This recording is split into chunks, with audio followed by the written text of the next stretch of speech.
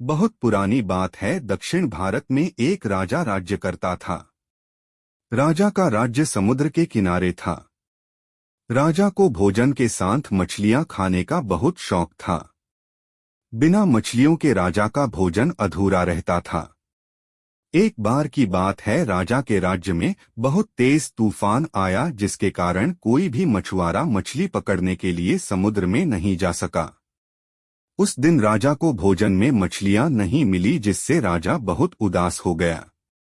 राजा ने जब अपने मंत्रियों से इस बारे में पूछा तो उन्होंने बतलाया कि इतने तेज तूफान में समुद्र में मछली पकड़ने जाना अपनी जान पर खेलने के समान है, इसलिए कोई भी मछुआरा समुद्र नहीं जा रहा है। राजा ने घोषणा करवाई कि जो भी समुद्र से ताजी मछलियां लाएगा उसे मुंह मांगा इनाम दिया जाएगा। राजा की घोषणा सुनकर मछुआरों के मन में लालच तो आया, किंतु कोई भी मछुआरा अपनी जान जोखिम में डालने के लिए तैयार नहीं हुआ। उसी राज्य में एक बहुत ही गरीब मछुआरा रहता था। उसे जब राजा की इस घोषणा का पता चला तो अपनी दरिद्रता दूर करने के लिए वह अपनी जान की परवाह किए बगैर समुद्र में चला गया।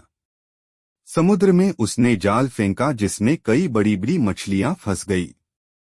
मछुआरा मछलियां लेकर राजा के महल पहुंच, किंतु राजा के सैनिकों ने उसे महल में नहीं घुसने दिया। राजा के एक खास मंत्री ने मछुआरे को ताजी मछलियों के साथ देखा तो मछुआरे को अपने साथ राजा के पास ले जाने के लिए तैयार हो गया। मंत्री जानता था कि राजा मछलियां देखकर बहुत अधिक प्रसन्न होगा और इसके बदले मछुआरे को बहुत सारा धन देगा, इसलिए उसने मछुआरे के समक्ष एक शर्त रखी कि जो भी इनाम मिलेगा उसका आधा हिस्सा मंत्री अपने पास रखेगा। मछुआरा मंत्री की बात मान गया और मंत्री मछुआरे को लेकर राजा के पास पहुंचा। मछुआरे के पास ताजी ताजी मछलियां देख राजा बहुत खुश हुआ। राजा ने मछुआरे को मुंह मांगा इनाम मांगने के लिए कहा। मछुआरा राजा से हाथ जोड़कर बोला, महाराज, मुझे 20 कोड़े मारे जाएं। मछुआरे की बात सुनकर राजा को बड़ा आश्चर्य हुआ और उसने फिर से मछुआरे से कुछ मांगने के लिए कहा, किंतु मछुआरे ने फिर 20 कोड़े खाने का इनाम मांगा। राजा ने अपने सैनिकों को बुलाया और मछुआरे को 20 कोड़े मारने का आदेश दिया। सैनिकों ने मछुआरे को कोड़े मारना शुरू किया।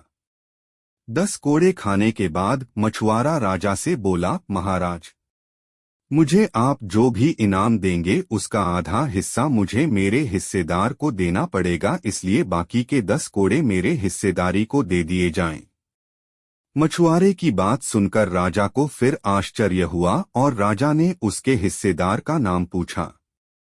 मछुआरा मंत्री की तरफ इशारा करते हुए बोला, महाराज, यही मेरे हिस्सेदार हैं।